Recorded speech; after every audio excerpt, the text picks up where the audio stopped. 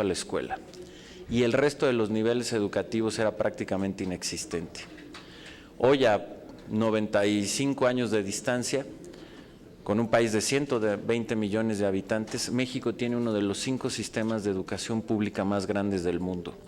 con 34 millones de alumnos, 2 millones de maestros y un poco más de 260,000 planteles educativos. La cobertura en nivel primaria es universal, en secundaria es prácticamente universal, en educación media superior estamos llegando ya a una cobertura de 78%. Por cierto, cuando inició este gobierno era de 66%, estamos ya en 78%. La cobertura en educación superior es de 36%. En fin, hay un gran sistema educativo y eso ha sido un gran éxito de los últimos 95 años. Sin embargo, me parece que a todos nos quedaba muy claro que la construcción y la estructura del sistema educativo dejaba mucho que desear. Y esto se podía medir de diversas maneras, con diversas pruebas sobre el nivel académico de los estudiantes en México, sobre el nivel de desigualdad al interior del sistema educativo, sobre el nivel de desempeño en general en muchos aspectos del magisterio, y por lo tanto era fundamental poder hacer una transformación profunda, que es lo que hace la reforma educativa, y que esto, que es un mandato de la reforma educativa y que reitero es en gran aspecto el corazón y la esencia de esta reforma, es lo que intenta hacer. Porque además, si pensamos en el mundo que van a tener que enfrentar desde ya los niños, las niñas y los jóvenes de México, es decir, un mundo altamente globalizado, en donde la velocidad a la que se genera y se acumula con el conocimiento es gigantesca, a la velocidad a la que cambia la tecnología y por lo tanto también cómo se reorganizan los diversos procesos económicos, implica también y hace fundamental hacer un cambio de modelo educativo. De acuerdo a varios expertos, por ejemplo, particularmente un grupo de expertos británicos, dicen que los empleos, la mayoría de los empleos que van a estar en el mercado laboral en los próximos 20 años, hoy todavía no sabemos cuáles son. Y esto se deriva claramente de la rapidez con la que hay un cambio tecnológico y por lo tanto cómo cambian también las estructuras económicas y por lo mismo la manera de enseñar, lo que tenemos que dejar y heredar a los niños, a las niñas y a los jóvenes de México, pues requiere también adaptarse a esa realidad. ¿Qué es lo que van a aprender en la escuela? ¿Cuáles van a ser las principales enseñanzas para poder enfrentar un mundo que tiene esos niveles de cambio permanentes y constantes para que puedan ser exitosos en un mundo altamente competitivo al interior del país, pero también frente a otros países? ¿Cómo poder, a través de una educación de calidad, una vez más, lograr que la educación sea un motor de cambio social? ¿Cómo romper con un cinturón de pobreza de niños y de jóvenes que vienen de familias que no han tenido oportunidades? Pues solamente a través de un modelo educativo y de un proceso educativo que les permita tener las herramientas para superar las condiciones en las que nacieron. Y a todo eso es a lo que responde y queremos que responda este modelo educativo que estamos presentando y que, reitero, se deriva de la propia reforma educativa. Déjenme, de manera muy breve, previo a pedirles a los subsecretarios Javier Treviño y Rodolfo Tuirán que puedan hacer una presentación un poco más puntual, déjenme explicarles de manera breve los 3 documentos que hemos presentado y que, como he dicho, son documentos terminados, mas no definitivos. ¿Por qué? Porque queremos que estos documentos entren en un proceso de análisis, de debate y de consulta con diversos grupos que tienen mucho que opinar en torno a la educación. Y por eso hemos arrancado un proceso de foros que van a durar de aquí hasta el 30 de septiembre, que empezamos teniendo con una reunión con los gobernadores en una Conagua educativa en la Secretaría de Educación Pública. Después tuvimos una reunión con el Instituto Nacional de Evaluación para la Educación. Después tuvimos el primer foro con organizaciones de la sociedad civil, en la que participaron 100 organizaciones de la sociedad civil que están relacionadas con los temas educativos. El día de hoy estamos aquí a su disposición en el Senado de la República. El jueves vamos a estar en la Cámara de Diputados, también en la Comisión de Educación. La siguiente semana tendremos un foro con el Sindicato Nacional de Trabajadores de la Educación, con el CENTE. Después lo tendremos con los padres de familia, agrupados en el CONAPAS, en los Consejos Nacionales de Participación Social. Lo vamos a tener y esos van a ser varios foros con académicos, pedagogos, expertos en materia educativa. Lo vamos a hacer también con los directores de las escuelas normales, con la NUYES y los rectores de las universidades. Y tal vez uno de los temas más novedosos es que además por primera vez esto también será consultado y escucharemos su opinión de los maestros y de las escuelas del país. Ahora que los maestros regresen a clases, en el seno de los consejos técnicos escolares, que como ustedes saben es el consejo en donde se reúne el director y los maestros de la escuela, van a tener estos materiales, los van a analizar. Nosotros les vamos a hacer llegar un conjunto de cuestionarios para que nos puedan responder y contestar cuál es su opinión sobre este proceso y sobre este modelo. Y eso es algo que además se nos había insistido mucho sobre cómo poder llegar a las escuelas y que esta consulta incluyera a todos los maestros y a todas las escuelas, y lo vamos a hacer de esta manera. Quiero decirles también que como parte de este proceso de consulta, y lo agradezco mucho, el CIDE nos está acompañando. Saludo aquí a la doctora Blanca, que estoy viendo, Blanca Heredia. Muchas gracias, Blanca, que nos han venido acompañando. Blanca dirige pues una unidad de investigación sobre educación en el CIDE, y el CIDE nos está ayudando a poder recopilar y sistematizar toda la información y las propuestas que se deriven de estos encuentros y foros de análisis. Eso nos va a permitir, en primer lugar, que todas las propuestas que se hagan estén incluidas, que con el trabajo y la metodología que ha desarrollado el CIDE puedan estar perfectamente sistematizadas y por lo mismo puedan estar al alcance de la autoridad educativa para poder mejorar y enriquecer este modelo y, por supuesto, además hacerlo con una gran transparencia. Ese es el proceso que vamos a seguir y por lo mismo déjenme muy rápido explicarles los 3 documentos que estamos presentando. El primero, que es un documento corto, es un documento de una cuartilla y en este formato que tienen ustedes en sus manos, pues es como una carta, que se llama Los fines de la educación en el siglo XXI. Y aquí el objetivo de este documento es, de manera muy breve, muy concreta, poder explicar precisamente esto, cuáles son los fines y cuáles son los grandes objetivos que se está planteando en este modelo educativo, que son los fines de la educación en el siglo XXI, y con un apartado muy importante, que son los mexicanos que queremos formar. Está en el folder blanco que tienen ahí, y que esto se explica de una manera fácil, simple, pero pensamos que profunda. Y además tiene un agregado que es una novedad, y es que en un cuadro, que es este, se plantean los 7 grandes ámbitos del aprendizaje que estamos planteando, que son lenguaje y comunicación, pensamiento crítico y reflexivo, valores, convivencia y colaboración, desarrollo físico y emocional, México y el mundo, arte y cultura y medio ambiente. Y sobre cada uno de estos 7 ámbitos del conocimiento, de educación, se está planteando cuáles son los conocimientos esenciales que deben de tenerse al terminar el preescolar, la primaria, la secundaria y la educación media superior.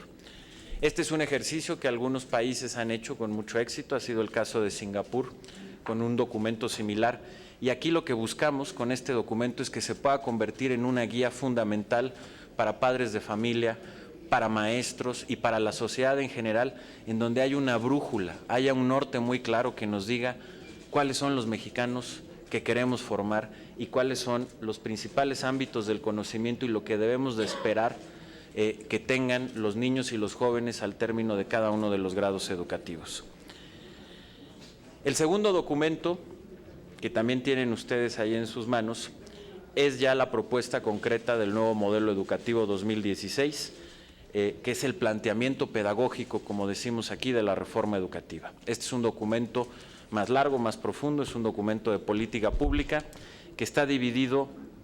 en 5 capítulos que son los 5 ejes del nuevo modelo educativo. Primero, la escuela al centro. ¿Por qué la escuela al centro? Porque si la esencia del modelo educativo son los niños, de este nuevo modelo educativo, son los niños, las niñas y los jóvenes, ellos están en la escuela y el proceso educativo sucede en la escuela. Y por ello había que poner, y es lo que plantea este modelo, a la escuela en el centro del sistema educativo. Sacarla de estar en la última cadena del sistema educativo y estar simplemente al servicio de las burocracias, como ha venido sucediendo, y romper con un modelo absolutamente vertical para empezar a tener un modelo mucho más horizontal con la escuela al centro. Aquí se hacen los nuevos planteamientos de cómo darle mayor autonomía de gestión a las escuelas, cómo darle un acompañamiento pedagógico eficaz a las escuelas, el tipo de materiales educativos, la infraestructura, etcétera, toda la nueva organización para que la escuela pueda estar al centro.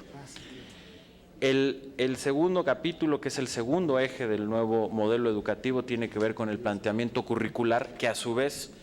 es el tercer documento que tienen también aquí en sus manos, que es la nueva propuesta de desarrollo curricular, que es un documento mucho más grande y denso. Pero aquí déjenme destacar 4 grandes novedades o cambios que estamos planteando o que se están haciendo en nuestro nuevo planteamiento curricular. Primero, el que tiene que ver con el orden pedagógico. ¿Cuál es el cambio esencial?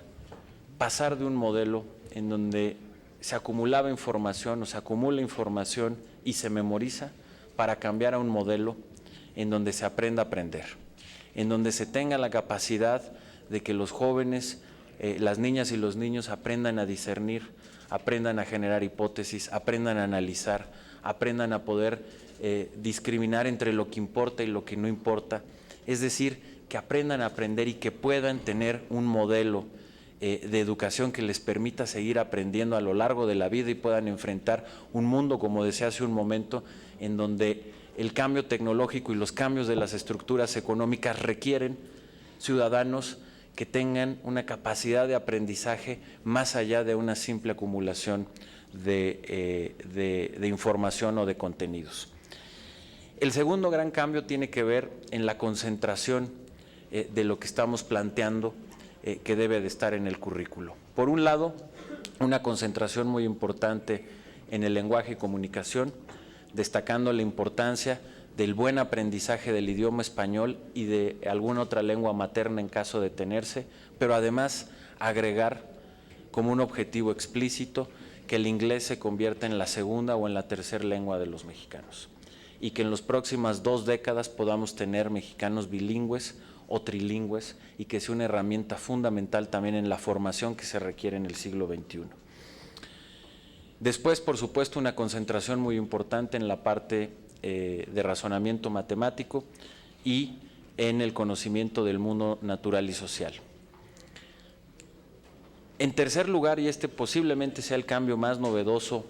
o más profundo que se está planteando, es la inclusión de lo que hoy se conoce como las habilidades socioemocionales, que hoy sabemos que son fundamentales para el desarrollo de las personas, fundamentales para el buen aprendizaje y que tiene que ver con el proceso para que los niños y las niñas se aprendan a conocer a sí mismos, aprendan a relacionarse con los demás, sepan trabajar en equipo, sepan expresarse, tengan seguridad en sí mismos.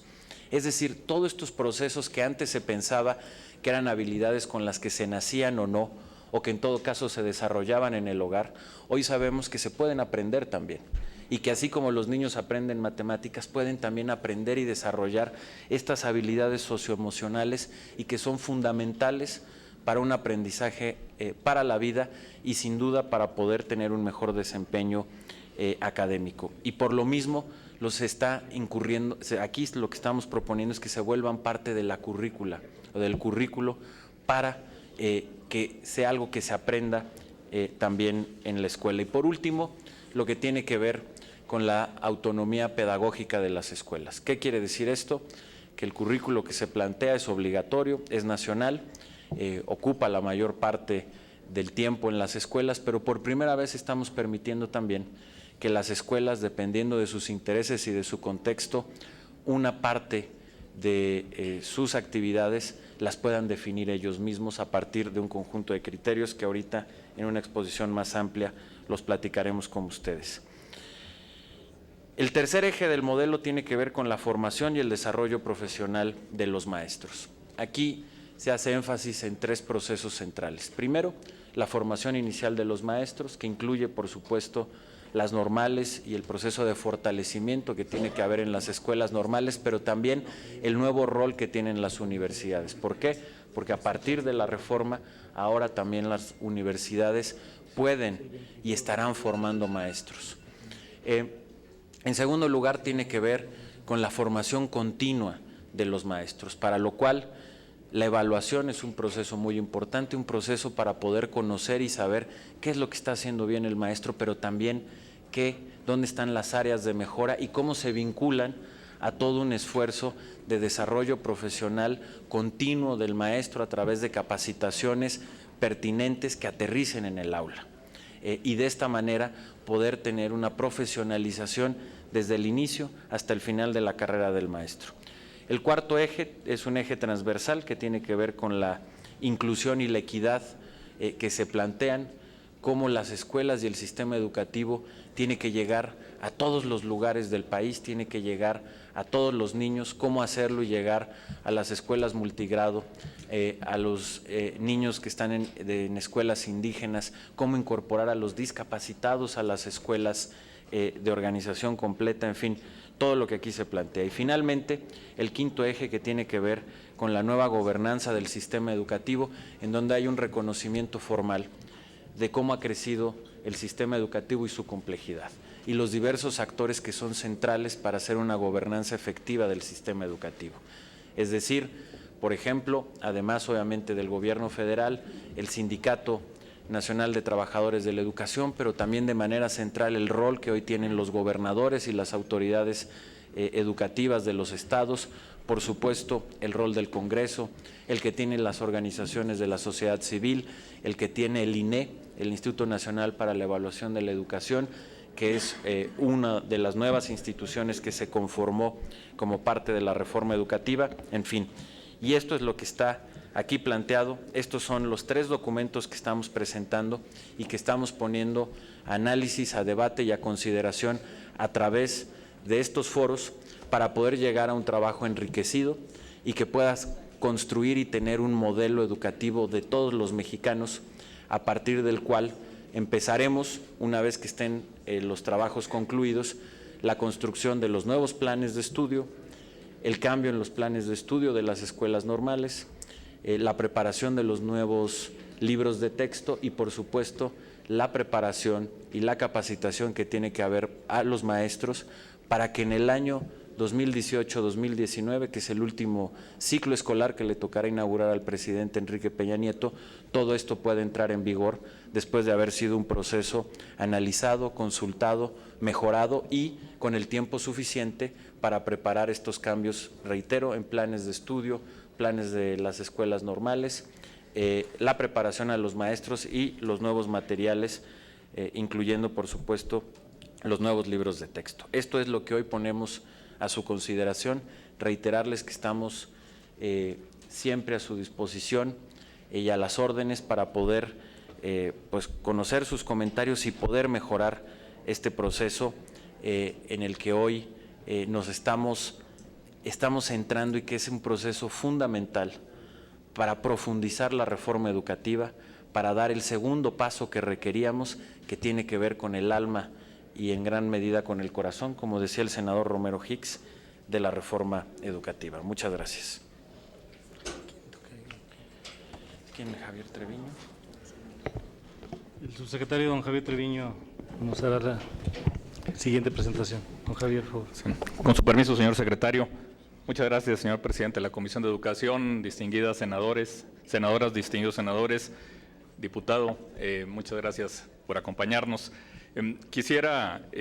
ahora, junto con el subsecretario Rodolfo Tuirán, que podamos presentar algunos elementos de este planteamiento pedagógico de la reforma educativa.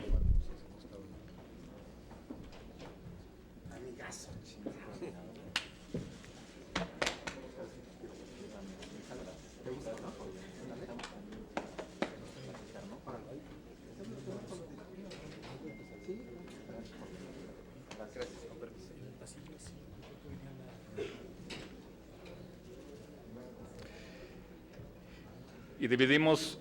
subsecretario Tubirán y yo, esta presentación en 6 secciones. Muy rápidamente iremos tocando cada una de ellas para poder profundizar en algunos de los puntos que ya tocó el secretario de Educación. La primero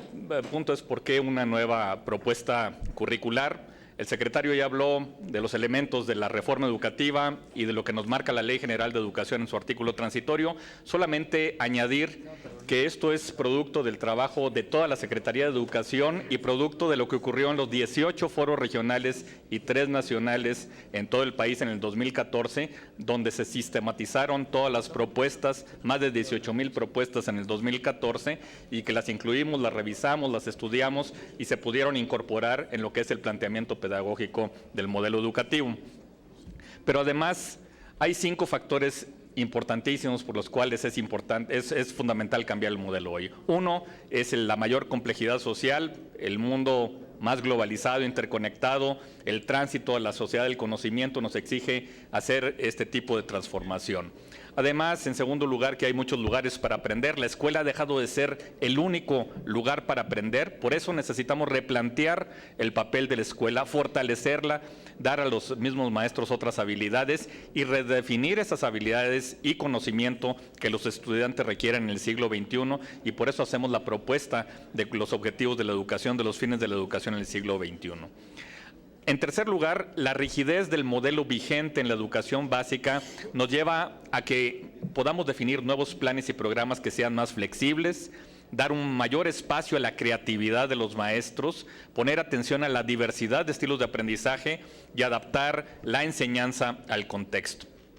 Además, es importante que con la expansión de la educación obligatoria, pues obviamente al ampliarla al nivel medio superior, tenemos que articular mejor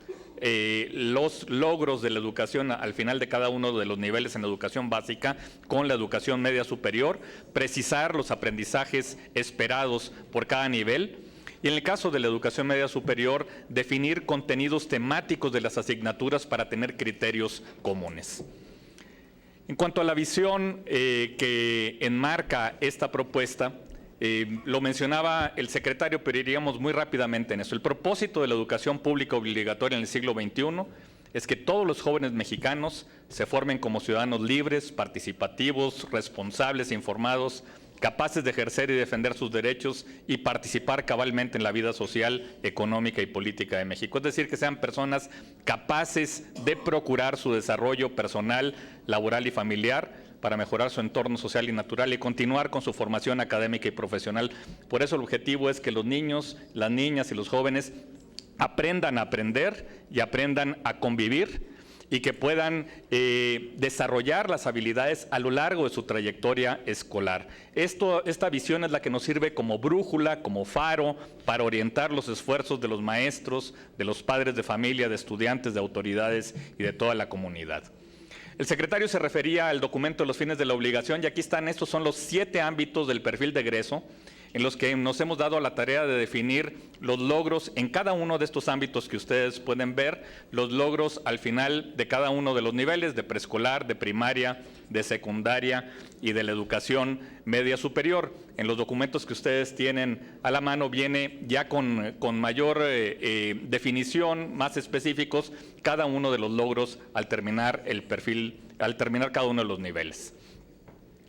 En cuanto al modelo educativo, el secretario lo mencionó, son 5 los ejes y solamente voy a entrar en algunos elementos adicionales que tienen que ver con cada uno de estos ejes. El primero es la escuela al centro, el segundo el planteamiento curricular, el tercero la formación docente, el cuarto es la equidad y la inclusión y el quinto es la gobernanza eficaz del sistema educativo. En cuanto a la estrategia de la escuela al centro, el objetivo es que podamos transitar de un sistema educativo que ha sido históricamente vertical a uno más horizontal. En enero pasado se presentó la estrategia para poner a la escuela en el centro del sistema educativo y lo hemos venido trabajando en estos meses con todos los gobernadores de las entidades, con los secretarios de educación de cada uno de los estados, definiendo indicadores de gestión para cada uno de estos objetivos de tal manera que vayamos avanzando, porque queremos fortalecer el liderazgo directivo, también tener las plantillas completas de maestros en cada una de las escuelas y reducir la carga administrativa, burocrática que ahora está agobiando a muchos de los directores y directoras de las escuelas. Además, el refuerzo de las supervisiones y de los servicios de asistencia y acompañamiento técnicos son fundamentales. Contamos con 16,000 supervisores en todo el país y es importante que hagan su tarea para que puedan acercarse más al salón de clase. Sin duda, la infraestructura y los recursos directos para las escuelas es fundamental, y para las supervisiones, programas como los de Escuelas al 100, donde se están invirtiendo 50,000 millones de pesos para poder rehabilitar 33,000 escuelas, pero también programas como el de la reforma educativa, que estamos atendiendo ya a más de 24,000 escuelas, o programas como los de escuelas de tiempo completo, con casi 25,000 escuelas, están logrando una mejor autonomía de gestión de las escuelas. Y ese es otro de los puntos fundamentales, el fortalecimiento de los consejos técnicos escolares, de tal manera que las decisiones y la ruta de mejora de cada escuela se tome en estos consejos técnicos escolares, que es el conjunto de los maestros y el director y la directora de cada una de las escuelas. Igualmente, el fortalecimiento de los consejos escolares de participación social. Voy a solicitar a todos, por favor, si ponemos la atención que merece el tema que hoy nos ocupa. Muchas gracias. Adelante, Gracias, doctor. presidente. Es decir, la participación de los padres de familia en el conocimiento de las rutas de mejora de las escuelas, así como de los planes y programas, e igualmente en los trabajos del mejoramiento de la infraestructura de cada escuela es fundamental. Y en la estrategia de la escuela al centro nos hemos enfocado en un mejor uso del tiempo escolar, e incluso iniciamos un proyecto piloto este verano de las escuelas de verano que se podrá extender el próximo ciclo escolar. El tercer eje, porque el segundo eje lo voy a tocar con más detenimiento cuando hablemos ya de la educación básica, el tercer eje ya lo señaló el secretario, y aquí el tema de la formación y desarrollo profesional docente tiene que ver con el fortalecimiento de la carrera de las maestras y de los maestros como profesionales centrados en el aprendizaje de sus alumnos. Tiene que ver con el desarrollo de un sistema profesional basado en el mérito a través de los concursos de ingreso y de promoción, las normales como pilar fundamental de la formación inicial, el acompañamiento del magisterio, las evaluaciones de calidad y contextualizadas y vinculadas a la oferta de formación continua, y por cierto una formación continua de calidad como un traje a la medida para todas las maestras y maestros, tanto los que están en el desarrollo de su profesión, los que han llevado a cabo su evaluación del desempeño y los que están aspirando a posiciones de dirección y supervisión.